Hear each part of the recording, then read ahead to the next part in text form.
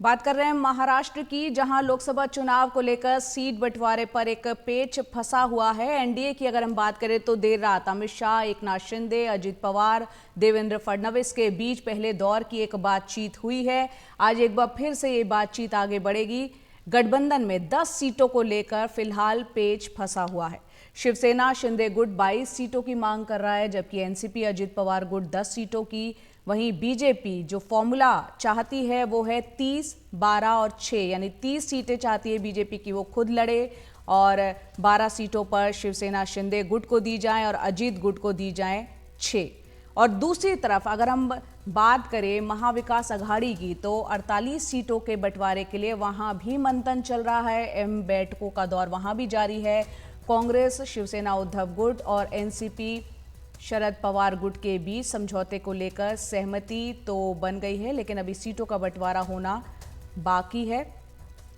तो यहाँ पर इस पर हम चर्चा के लिए हमारे साथ खास मेहमान जुड़ेंगे, लेकिन उससे पहले हम आपको एक ग्राफिक्स के जरिए पूरा ये मामला समझा रहे हैं कि इस जो फॉर्मूला अटका हुआ है एनडीए में, शिवसेना मांग कर रही है कि उसको 22 सीटें दी जाए। और जो पिछली बार की अगर हम बात करें तो 2019 में बीजेपी 48 में से 25 सीटों पर चुनाव लड़ी थी, शिवसेना 23 पर लड़ी थी और उस वक्त शिवसेना एकजुट थी। और ये जो आंकड़ा आप देख रहे हैं यहाँ पर, बीजेपी चाहती है इस फॉर्मूले के तहत, यानी 30 सीटें बीजेपी लड़ना चाहती है, शिवसेना को देना चाहती है वो 12 और एनसीपी को देना चाहती है 6। ये आप देख रहे हैं। शिवसेना गुट की अगर बात करें, वो चाह रही है कि 22 सीटें उसको दी जाए। और अभी जो टूट मची है, हमने देखा था 2022 में शिवसेना जिस तरह से टूटी, उसके बाद 13 सांसद फिलहाल जो हैं वो शिवसेना शिंदे गुट के साथ बताए जाते हैं। 2019 का आप देख रहे हैं कि 23 में से 18 सीटें जो हैं जीती शिवसेना। और यहाँ पर हम इस पर चर्चा करेंगे। फिलहाल आपको हम दिखाते हैं कि महाविकास अघाड़ी का भी हम आंकड़ा दिखाते हैं ग्राफिक्स के जरिए कि वहां पर सीट शेयरिंग को लेकर वहां कहां मामला फंसता हुआ दिख रहा है। लेकिन इस बीच यहां पर महाविकास अघाड़ी को लेकर जो बैठकें चल रही हैं मुंबई में, वहां पर बैठक चल रही है। यहां अनिल देशमुख को सुन लेते हैं, उसके बाद हम चर्चा को आगे बढ़ाएंगे। महाविकास आघाड़ी के जो घटक है, कांग्रेस, शिवसेना और राष्ट्रवादी, इन तीनों के नेताओं में चर्चा चालू है। कहाँ भी हमारा विवाद नहीं है और जल्द से जल्द हमारे आदरणीय शरद पवार साहब, उद्धव जी ठाकरे और कांग्रेस के नेता इकट्ठा बैठ के जल्द से जल्द जो फैसला हमने लिया है उसका ऐलान करेंगे। लेकिन उसके पूर्व जो वंचित के जो अध्यक्ष है बाबा साहब जी आम्बेडकर, उनके साथ भी चर्चा होंगी और चर्चा हो कि हमारा प्रपोजल है, हमारा आग्रह है कि उन्होंने भी साथ में आना चाहिए। और हमको पूरी उम्मीद है कि बाबा साहब आम्बेडकर साहब की जो वंचित है वो भी महाविकास आघाड़ी के साथ में आएंगी। जल्द से जल्द चर्चा होकर उसके बारे में भी निर्णय होगा। और हमारे साथ इस महाराष्ट्र की सियासत को समझने के लिए दो खास मेहमान जुड़ रहे हैं। सीधा अब उन्हीं का रुख करते हैं। हमारे साथ हैं वरिष्ठ पत्रकार अभिषेक शर्मा और साथ ही हमारे साथ हैं राजनीतिक संपादक सकल ग्रुप के विजय चोरमारे। आप दोनों का बहुत बहुत शुक्रिया हमसे जुड़ने के लिए। अभिषेक जी, सबसे पहले मैं आपसे ये जानना चाहूंगी, क्योंकि उत्तर प्रदेश के बाद महाराष्ट्र वो राज्य है दूसरा नंबर का जहां सबसे ज़्यादा सीटें लोकसभा की आती हैं। 48 यहाँ पर सीटें हैं, काफ़ी अहम है ये राज्य उस लिहाज से। एनडीए हो या फिर अघाड़ी, सीट शेयरिंग जो है यहाँ पर एक आसान मुद्दा नहीं है। इस वक्त बदले हुए हालात में एनडीए का सियासी समीकरण किस तरह से आप हमारे दर्शकों को समझाएंगे? देखिए, एनडीए में बैठकें हुई हैं। कल रात में भी अमित शाह यहाँ पर मौजूद थे और जो कि इस पूरे राज्य को देख भी रहे हैं सीट शेयरिंग के लिहाज से। तो यहाँ पे जो मसला है वो ये है कि जो उनके दो पार्टनर हैं, अजीत ग्रुप जो कि एनसीपी का है और दूसरा सुशील माफ करिए जो एकनाथ शिंदे का समूह है। तो उनको अपनी अपनी डिमांड है। एकनाथ शिंदे कह रहे हैं कि उन्होंने उनकी जितने सांसद उनके जीत के आए हैं पहले, जो बिना टूटी हुई पार्टी थी, उनको चूंकि उन्होंने शिंदे के साथ आने का फैसला लिया था, तो वो 13 लोग हैं, उनको टिकट मिलनी चाहिए। उसमें मोटे तौर पर जो समीकरण अभी बन रहा है उसमें ऐसा लगता है कि कल रात जो बातचीत हुई है उनमें बीच का रास्ता बना है। और बीजेपी कह रही है कि आप में आपके जो नंबर्स हैं वो आपको आप विनेबिलिटी के आधार पर देखने पड़ेंगे। आप में बहुत सारे जो नंबर्स हैं वो इसलिए भी आए थे क्योंकि तब हम आपके साथ एनडीए के पार्टनर थे और हमने उन लोगों को जीतने में मदद की थी। और उन वहां पर हमारे सांसद या हमारे जो प्रत्याशी थे वो मजबूत थे, फिर भी हमने, चूंकि सीट शेयरिंग में कुछ ऐसे फॉर्मूले थे जिसमें हमने अपने आप नाम को वापस लिया था। तो अब जो 13 है वो तो नहीं मिलने वाले एक नाथ शिंदे को, ये बिल्कुल आप साफ समझ लीजिए। अजीत पवार गुट के भी जिस तरीके के नंबर मांग रहे हैं, वो तकरीबन 6 से 7 मांग रहे हैं, लेकिन उनके पास अभी जीती हुई सीट सिर्फ रायगढ़ है, एक सीट बस है जिसपे सुनील तटकरे जीत के आए हैं। वहां पे भी बहुत मुश्किल है कि अगर वो एक पे मान जाएंगे क्या, क्यों उनको कम से कम 3 तो देनी पड़ेगी इस समय एनडीए को देख के, ये ऐसा लग रहा है जो कल रात में भी जो बातचीत हुई है और जो हमें कुछ लोगों से पता चला है। तो जो आंकड़ा फंसा हुआ है वो सबसे ज्यादा इसलिए फंसा हुआ है क्योंकि बीजेपी अब 28 से अपने आप को ऊपर लेके जाना चाहती है, वो अपनी दम पर अपनी टैली को आगे बढ़ाना चाहती है। और उसकी वो जो डिपेंडेबिलिटी है, उसके जो अलायंस पार्टनर है उनका वो आकार भी कम कर रही है। और हो सकता है वो इसको विधानसभा चुनाव में, आने वाले वक्त में विधानसभा चुनाव आ रहे हैं महाराष्ट्र में, वहां पर वो कुछ तरीके से उनको कॉम्पनसेट कर दे। लेकिन अभी के हालात में तो ये जो लग रहा है वो ये कि बीजेपी 30 या 32, और हो सकता है कि अगर कुछ एक फॉर्मूला निकाले जिसमें वो बात मान जाए एक नाथ शिंदे समूह की, क्योंकि इनमें जो बड़े पार्टनर है वो एक नाथ शिंदे हैं, उनकी बात को थोड़ा बहुत मानना पड़ेगा।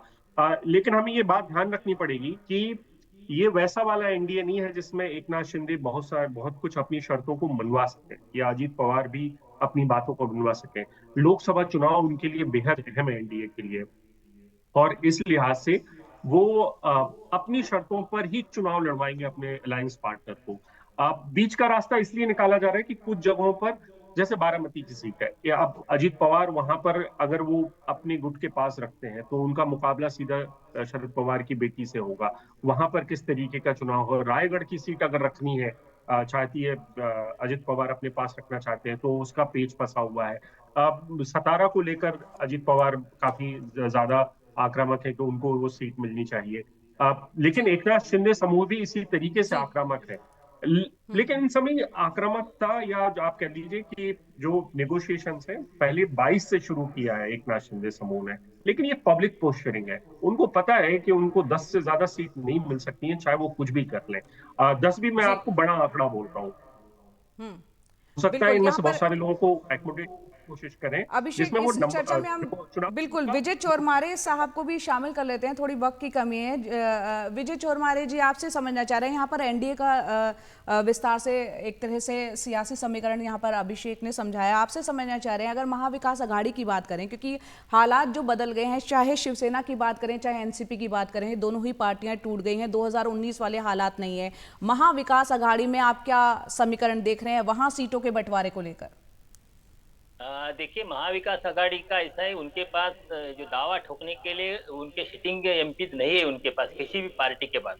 देखिए, उद्धव ठाकरे के पास 5 एमपीज है, एनसीपी शरद पवार गुट के पास 3 एमपीज है, और कांग्रेस के पास ने एक सीट जीती थी पिछले वक्त, तो उसके पास वो भी एमपी की डेथ हो गई, इसलिए उनके पास कोई सीट नहीं है।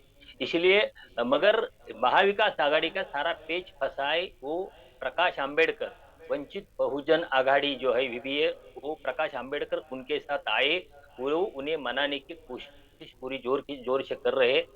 आज तक प्रकाश आंबेडकर उन्हें कोई अपना अंदेशा नहीं दिया है। वो बार बार अलग अलग दावे करते रहे कि पहली बार वो कह रहे हम 28 सीटें लड़ेंगे, बाद में कह रहे हम 26 सीटों पे लड़ने 27 सीटों पे लड़ने पे हमारी तैयारी है। अब करे पहले जो एमयूए के पार्टनर है वो अपनी सीटें तय करे, बाद में हम बात करें, मगर आज उस पर कुछ वो कुछ मामला फंसा हुआ है, उसमें कुछ निकल सकता है, क्योंकि आज शरद पवार और उद्धव ठाकरे बैठक करे एक साथ, उनके साथ प्रकाश आंबेडकर भी उस बैठक में ज्वाइन होने की संभावना है। इसलिए आज कोई उसमें से रास्ता निकालने की संभावना है। मगर सीट शेयरिंग में ऐसा लगता है शिवसेना उद्धव ठाकरे गुट 22 से 25 सीटों पर अपना दावा कर रहा है, कांग्रेस 18 सीटों तक जाएगी, और एनसीपी शरद पवार गुट 10 सीटों पर दावा कर रहे हैं। इसमें जी। आगे क्या रास्ता निकलता है, और भी छोटे छोटे पार्टनर है, जैसे राजू शेट्टी है हातकणंगलेचे, हम्म। उनके लिए ये छूट छोड़ना चाहते हैं। दूसरे एक हम्म। राष्ट्रीय समाज पार्टी नाम की पार्टी है, वो जो महादेव जानकर जिन्होंने बारामती में सुप्रिया सुरे के खिलाफ इलेक्शन लड़ी जी। थी, उनके लिए एक बाड़ा की सीट छोड़ने की तैयारी कर रही है एनसीपी। ऐसे कुछ मामले हैं, मगर एक दो दिन में मुझे लगता है उनके भी कुछ मामले सेट हो जाएंगे और एमयूए का भी मार्ग रास्ता निकल जाएगा।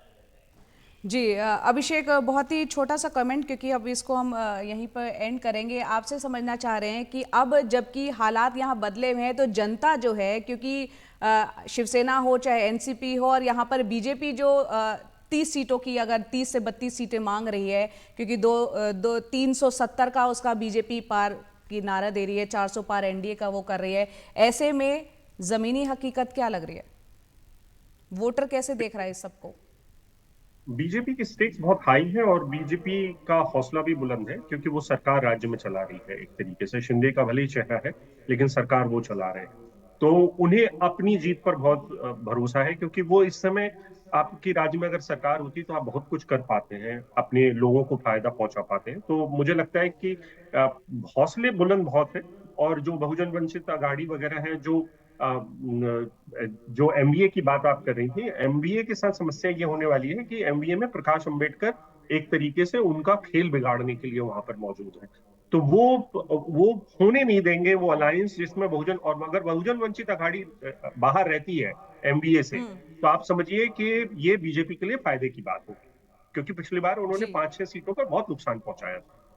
जी जी, बहुत बहुत शुक्रिया अभिषेक आपका, और विजय चौरमारे जी आपका, ये सियासी गणित वहाँ का, महाराष्ट्र की राजनीति का समझाने के लिए। जैसे जैसे दिन आगे बढ़ता है, देखते हैं कि दोनों ही खेमों में, चाहे एनडीए हो चाहे एमवीए हो, उसमें सीट शेयरिंग को लेकर जो मंथन चल रहा है, उसमें शाम तक और क्या कुछ निकल कर आता है। फिलहाल एक ब्रेक ले लेते हैं। बात कर रहे हैं महाराष्ट्र की, जहां लोकसभा चुनाव को लेकर सीट बंटवारे पर एक पेच फंसा हुआ है। एनडीए की अगर हम बात करें तो देर रात अमित शाह, एकनाथ शिंदे, अजित पवार, देवेंद्र फडणवीस के बीच पहले दौर की एक बातचीत हुई है। आज एक बार फिर से ये बातचीत आगे बढ़ेगी। गठबंधन में 10 सीटों को लेकर फिलहाल पेच फंसा हुआ है।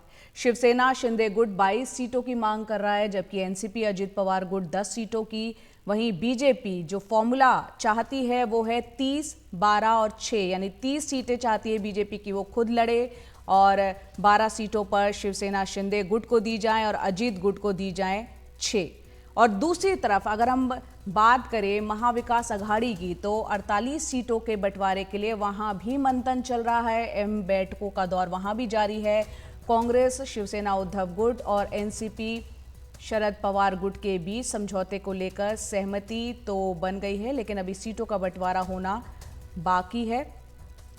तो यहाँ पर इस पर हम चर्चा के लिए हमारे साथ खास मेहमान जुड़ेंगे, लेकिन उससे पहले हम आपको एक ग्राफिक्स के जरिए पूरा ये मामला समझा रहे हैं कि इस जो फॉर्मूला अटका हुआ है एनडीए में, शिवसेना मांग कर रही है कि उसको 22 सीटें दी जाए, और जो पिछली बार की अगर हम बात करें तो 2019 में बीजेपी 48 में से 25 सीटों पर चुनाव लड़ी थी, शिवसेना 23 पर लड़ी थी, और उस वक्त शिवसेना एकजुट थी। और ये जो आंकड़ा आप देख रहे हैं यहाँ पर, बीजेपी चाहती है इस फॉर्मूले के तहत, यानी 30 सीटें बीजेपी लड़ना चाहती है, शिवसेना को देना चाहती है वो 12, और एनसीपी को देना चाहती है 6। ये आप देख रहे हैं। शिवसेना गुट की अगर बात करें, वो चाह रही है कि 22 सीटें उसको दी जाए। और अभी जो टूट मची है, हमने देखा था 2022 में शिवसेना जिस तरह से टूटी, उसके बाद 13 सांसद फिलहाल जो हैं वो शिवसेना शिंदे गुट के साथ बताए जाते हैं। 2019 का आप देख रहे हैं कि 23 में से 18 सीटें जो हैं जीती शिवसेना, और यहाँ पर हम इस पर चर्चा करेंगे। फिलहाल आपको हम दिखाते हैं कि महाविकास अघाड़ी का भी हम आंकड़ा दिखाते हैं ग्राफिक्स के जरिए कि वहां पर सीट शेयरिंग को लेकर वहां कहां मामला फंसता हुआ दिख रहा है। लेकिन इस बीच यहां पर महाविकास अघाड़ी को लेकर जो बैठकें चल रही हैं मुंबई में, वहां पर बैठक चल रही है। यहां अनिल देशमुख को सुन लेते हैं, उसके बाद हम चर्चा को आगे बढ़ाएंगे।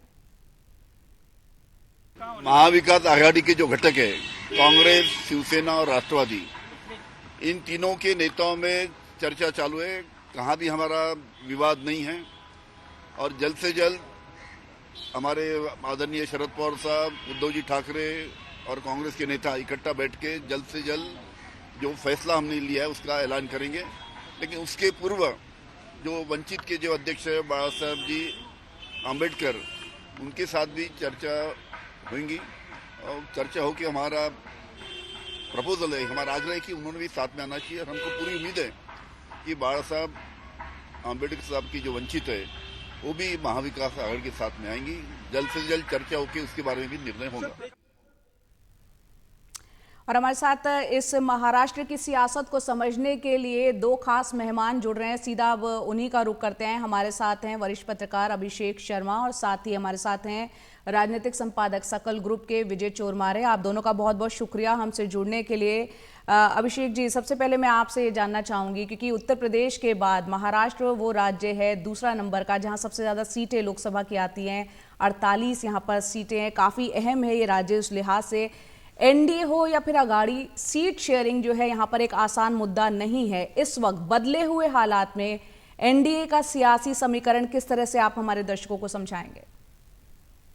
देखिए, एनडीए में फैक्ट हुई है। कल रात में भी अमित शाह यहाँ पर मौजूद थे और जो कि इस पूरे राज्य को देख भी रहे हैं सीट शेयरिंग के लिहाज से। तो यहाँ पे जो मसला है वो ये है कि जो उनके दो पार्टनर हैं, अजीत ग्रुप जो कि एनसीपी का है और दूसरा सुशील माफ करिए जो एकनाथ शिंदे का समूह है, तो उनको अपनी अपनी डिमांड है। एकनाथ शिंदे कह रहे हैं कि उनकी जितने सांसद उनके जीत के आए हैं पहले, जो बिना टूटी हुई पार्टी थी, उनको चूंकि उन्होंने शिंदे के साथ आने का फैसला लिया था, तो वो 13 लोग हैं, उनको टिकट मिलनी चाहिए। उसमें मोटे तौर पर जो समीकरण अभी बन रहा है उसमें ऐसा लगता है कि कल रात जो बातचीत हुई है उनमें बीच का रास्ता बना है और बीजेपी कह रही है कि आप में आपके जो नंबर्स हैं वो आपको आप विनेबिलिटी के आधार पर देखने पड़ेंगे। आप में बहुत सारे जो नंबर्स हैं वो इसलिए भी आए थे क्योंकि तब हम आपके साथ एनडीए के पार्टनर थे और हमने उन लोगों को जीतने में मदद की थी और उन वहां पर हमारे सांसद या हमारे जो प्रत्याशी थे वो मजबूत थे। फिर भी हमने चूंकि सीट शेयरिंग में कुछ ऐसे फॉर्मूले थे जिसमें हमने अपने आप नाम को वापस लिया था। तो अब जो 13 है वो तो नहीं मिलने वाले एक नाथ शिंदे को, ये बिल्कुल आप साफ समझ लीजिए। अजीत पवार गुट के भी जिस तरीके के नंबर मांग रहे हैं वो तकरीबन 6 से 7 मांग रहे हैं, लेकिन उनके पास अभी जीती हुई सीट सिर्फ रायगढ़ है, एक सीट बस है जिसपे सुनील तटकरे जीत के आए हैं। वहां पे भी बहुत मुश्किल है कि अगर वो एक पे मान जाएंगे क्या, क्यों उनको कम से कम 3 तो देनी पड़ेगी इस समय एनडीए को देख के, ये ऐसा लग रहा है जो कल रात में भी जो बातचीत हुई है और जो हमें कुछ लोगों से पता चला है। तो जो आंकड़ा फंसा हुआ है वो सबसे ज्यादा इसलिए फंसा हुआ है क्योंकि बीजेपी अब 28 से अपने आप को ऊपर लेके जाना चाहती है। वो अपनी दम पर अपनी टैली को आगे बढ़ाना चाहती है और उसकी वो जो डिपेंडेबिलिटी है उसके जो अलायंस पार्टनर है उनका वो आकार भी कम कर रही है। और हो सकता है वो इसको विधानसभा चुनाव में, आने वाले वक्त में विधानसभा चुनाव आ रहे हैं महाराष्ट्र में, वहां पर वो कुछ तरीके से उनको कॉम्पनसेट कर दें। लेकिन अभी के हालात में तो ये जो लग रहा है वो ये कि बीजेपी 30 या 32, और हो सकता है कि अगर कुछ एक फॉर्मूला निकाले जिसमें वो बात मान जाए एक नाथ शिंदे समूह की, क्योंकि इनमें जो बड़े पार्टनर है वो एक नाथ शिंदे हैं, उनकी बात को थोड़ा बहुत मानना पड़ेगा। लेकिन हमें ये बात ध्यान रखनी पड़ेगी कि ये वैसा वाला एनडीए नहीं है जिसमें एक नाथ शिंदे बहुत कुछ अपनी शर्तों को मनवा सके या अजीत पवार भी अपनी बातों को मनवा सके। लोकसभा चुनाव उनके लिए बेहद अहम है एनडीए के लिए और इस लिहाज से वो अपनी शर्तों पर ही चुनाव लड़वाएंगे अपने अलायंस पार्टनर को। बीच का रास्ता इसलिए निकाला जा रहा है कि कुछ जगहों पर, जैसे बारामती की सीट है, या अब अजीत पवार वहां पर अगर वो अपने गुट के पास रखते हैं तो उनका मुकाबला सीधा शरद पवार की बेटी से होगा। वहां पर किस तरीके का चुनाव हो। रायगढ़ की सीट अगर रखनी है, चाहती है अजीत पवार अपने पास रखना चाहते हैं, तो उसका पेच फंसा हुआ है। सतारा को लेकर अजीत पवार काफी ज्यादा आक्रामक है कि उनको वो सीट मिलनी चाहिए। लेकिन एकनाथ शिंदे समूह भी इसी तरीके से आक्रामक है। लेकिन इन समय आक्रामकता, या जो आप कह लीजिए कि जो नेगोशिएशंस है, पहले 22 से शुरू किया है एकनाथ शिंदे समूह ने, लेकिन ये पब्लिक पोस्चरिंग है। उनको पता है कि उनको 10 से ज्यादा सीट नहीं मिल सकती है चाहे वो कुछ भी कर लें। 10 भी मैं आपको बड़ा आंकड़ा बोल रहा हूँ। सकता है बिल्कुल इनमें यहाँ से बहुत पर सारे लोगों को एकोमोडेट कोशिश करें, अभिषेक, जिसमें वो इस चर्चा में हम चुनाव बिल्कुल विजय चोरमारे साहब को भी शामिल कर लेते हैं, थोड़ी वक्त की कमी है। विजय चोरमारे जी, आपसे समझना चाह रहे हैं यहाँ पर एनडीए का विस्तार से एक तरह से सियासी समीकरण यहाँ पर अभिषेक ने समझाया, आपसे समझना चाह रहे हैं अगर महाविकास आघाड़ी की बात करें, क्योंकि हालात जो बदल गए हैं, चाहे शिवसेना की बात करें चाहे एनसीपी की बात करें, दोनों ही पार्टियां टूट गई हैं, 2019 वाले हालात नहीं है। महाविकास आघाड़ी में आप क्या समीकरण देख रहे हैं वहां सीटों के बंटवारे को लेकर?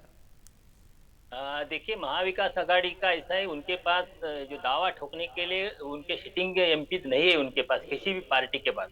देखिए, उद्धव ठाकरे के पास 5 एमपी है, एनसीपी शरद पवार गुट के पास 3 एमपी है, और कांग्रेस के पास ने एक सीट जीती थी पिछले वक्त, उसके पास वो भी एमपी की डेथ हो गई, इसलिए उनके पास कोई सीट नहीं है। इसलिए मगर महाविकास आघाड़ी का सारा पेच फंसा है वो प्रकाश आंबेडकर, वंचित बहुजन आघाड़ी जो है वीवीए, वो प्रकाश आंबेडकर उनके साथ आए, वो उन्हें मनाने की कोशिश पूरी जोर से कर रहे हैं। आज तक प्रकाश आंबेडकर उन्हें कोई अपना अंदेशा नहीं दिया है। वो बार बार अलग अलग दावे करते रहे कि पहली बार वो कह रहे हम 28 सीटें लड़ेंगे, बाद में कह रहे हम 26 सीटों पे लड़ने 27 सीटों पे लड़ने पे हमारी तैयारी है। अब करे पहले जो एमयूए के पार्टनर है वो अपनी सीटें तय करे, बाद में हम बात करें, मगर आज उस पर कुछ वो कुछ मामला फंसा हुआ है, उसमें कुछ निकल सकता है, क्योंकि आज शरद पवार और उद्धव ठाकरे बैठक करे एक साथ, उनके साथ प्रकाश आंबेडकर भी उस बैठक में ज्वाइन होने की संभावना है, इसलिए आज कोई उसमें से रास्ता निकालने की संभावना है। मगर सीट शेयरिंग में ऐसा लगता है शिवसेना उद्धव ठाकरे गुट 22 से 25 सीटों पर अपना दावा कर रहा है, कांग्रेस 18 सीटों तक जाएगी, और एनसीपी शरद पवार गुट 10 सीटों पर दावा कर रहे हैं। इसमें जी। आगे क्या रास्ता निकलता है, और भी छोटे छोटे पार्टनर है, जैसे राजू शेट्टी है, हाथ कनंगले से, उनके लिए हमें छूट छोड़ना चाहते हैं। दूसरे एक राष्ट्रीय समाज पार्टी नाम की पार्टी है, वो जो महादेव जानकर, जिन्होंने बारामती में सुप्रिया सुरे के खिलाफ इलेक्शन लड़ी जी थी, उनके लिए एक बाड़ा की सीट छोड़ने की तैयारी कर रही है एनसीपी। ऐसे कुछ मामले हैं, मगर 1-2 दिन में मुझे लगता है उनके भी कुछ मामले सेट हो जाएंगे, और एमयूए का भी मार्ग रास्ता निकल जाएगा। जी, अभिषेक, बहुत ही छोटा सा कमेंट, क्योंकि अब इसको हम यहीं पर एंड करेंगे। आपसे समझना चाह रहे हैं कि अब जबकि हालात यहाँ बदले हुए हैं, तो जनता जो है, क्योंकि शिवसेना हो चाहे एनसीपी हो, और यहाँ पर बीजेपी जो 30 सीटों की, अगर 30 से 32 सीटें मांग रही है, क्योंकि 370 का उसका बीजेपी पार की नारा दे रही है, 400 पार एनडीए का वो कर रही है, ऐसे में जमीनी हकीकत क्या लग रही है? वोटर कैसे देख रहा है इस सबको? बीजेपी की स्टेक्स बहुत हाई है और बीजेपी का हौसला भी बुलंद है, क्योंकि वो सरकार राज्य में चला रही है। एक तरीके से शिंदे का भले ही चेहरा है, लेकिन सरकार वो चला रहे हैं, तो उन्हें अपनी जीत पर बहुत भरोसा है, क्योंकि वो इस समय, आपकी राज्य में अगर सरकार होती तो आप बहुत कुछ कर पाते हैं, अपने लोगों को फायदा पहुंचा पाते हैं। तो मुझे लगता है कि हौसले बुलंद बहुत है। और जो बहुजन वंचित आघाड़ी वगैरह है, जो एमबीए की बात आप कर रही थी, एमबीए के साथ समस्या ये होने वाली है कि एमबीए में प्रकाश अंबेडकर एक तरीके से उनका खेल बिगाड़ने के लिए वहां पर मौजूद है। तो वो होने नहीं देंगे वो अलायंस जिसमें बहुजन, और अगर बहुजन वंचित आघाड़ी बाहर रहती है एमबीए से, तो आप समझिए कि ये बीजेपी के लिए फायदे की बात होगी, क्योंकि पिछली बार उन्होंने जी 5-6 सीटों पर बहुत नुकसान पहुंचाया था। जी जी, बहुत बहुत शुक्रिया अभिषेक आपका, और विजय चोरमारे जी आपका, ये सियासी गणित वहाँ का, महाराष्ट्र की राजनीति का समझाने के लिए। जैसे जैसे दिन आगे बढ़ता है, देखते हैं कि दोनों ही खेमों में, चाहे एनडीए हो चाहे एमवीए हो, उसमें सीट शेयरिंग को लेकर जो मंथन चल रहा है, उसमें शाम तक और क्या कुछ निकल कर आता है। फिलहाल एक ब्रेक ले लेते हैं।